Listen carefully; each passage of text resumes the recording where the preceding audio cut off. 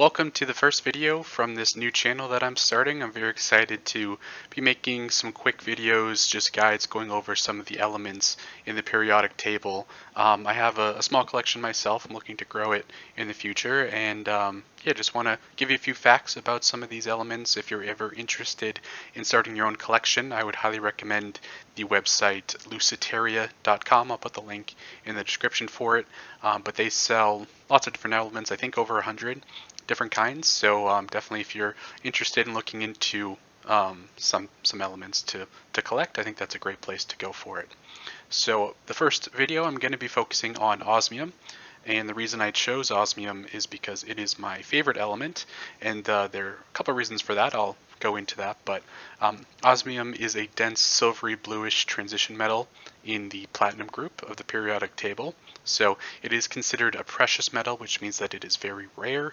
Some of the other metals in the platinum group, let's see if I can name them all, are palladium, iridium, rhodium, platinum, and I think that's it.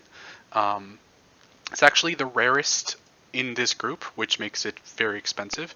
I'm going to take out the sample now so you can take a look at it.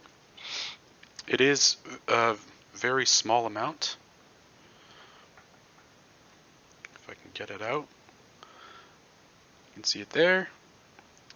It's a very small amount. I think I bought, it's 0.1 grams of it. The reason I bought so little is, again, because it's very expensive.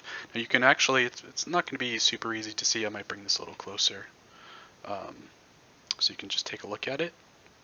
Yeah, it's not going to focus very well, but that's alright. You can see there is a kind of bluish tint to it, and that is kind of one of its defining features. Now, this sample is not polished or anything. Definitely is not as attractive as maybe a bead of osmium that you might get, which would be a little bit more expensive. But again, this is the rarest metal in the group. It's very hard to find, very hard to process as well.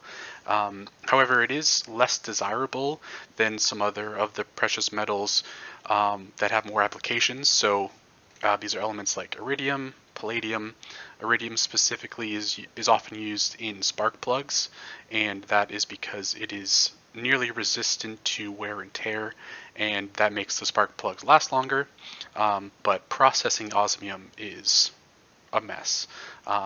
So osmium is the densest naturally occurring element, so that means if you ever get to hold a piece of osmium, it will be the smallest size of anything you can hold that is the densest in material, probably in the entire universe. So that's kind of a cool aspect to it.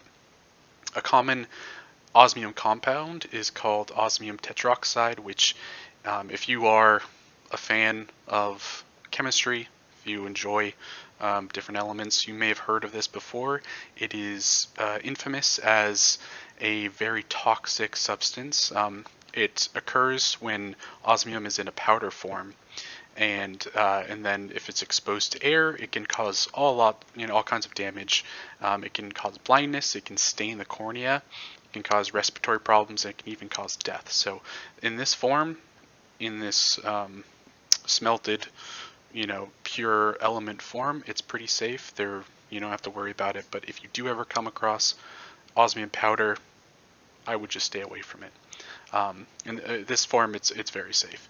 So as you might see, I do like to wear gloves no matter what. You can handle this element if you would like to with your bare hands. And again, it's if you have a sample that is a little bit bigger and is in a bead, it'll be a lot prettier, but this still does have the blue color. Just a little bit of info about the sample itself.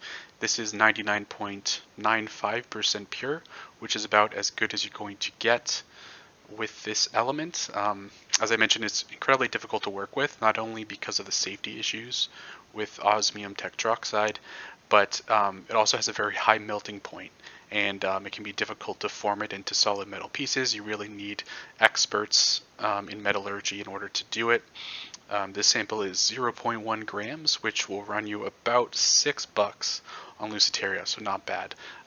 Again, this is the smallest sample that you can get. If you were to get a gram, it would probably be upwards of, I think, 30. Well, it would be times 10, so it'd be about $60, which just a little bit too much for me. In order to buy an element, I don't want to. Usually, I try to stay within $20, depending on the element.